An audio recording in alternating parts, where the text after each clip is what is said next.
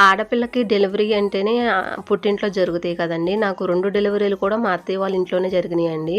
నేను 2 డెలివరీలు కూడా మా ఇంటికైతే వెళ్ళలేదు. ఇంక అమ్మే వచ్చి నా దగ్గరైతే ఉండేది.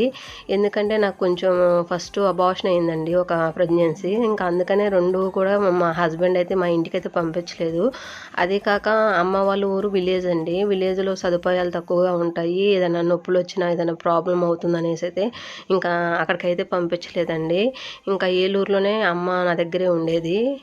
పెద్ద పాప డెలివరీ అప్పుడు ఏలూరులో 9 నెలలైతే అక్కడే ఉన్నానండి. 10వ నెలైతే వచ్చింది. ఇంకా డెలివరీ అయ్యిద్ది 2 రోజులు డెలివరీ అనంగా అయితే ఇంకా మా అత్తయ్య వాళ్ళ ఇంటికైతే వెళ్ళాను. ఇంకా అత్తయ్య వాళ్ళ ఊరైతే నూజివీడండి. నాకు ఫస్ట్ డెలివరీ అయితే మా అత్తయ్య వాళ్ళ ఇంటి దగ్గర అయ్యిందండి. ఇంకా స్నానం అయితే ఇంకా 21వ రోజు స్నానం అయిన తర్వాత ఇంకా మా అమ్మ అయితే ఇంకా మా ఊరైతే తీసుకెళ్ళింది. అక్కడికెళ్ళిన తర్వాత కూడా చాలా హెల్త్ ప్రాబ్లమ్స్ అయితే వచ్చినాయండి.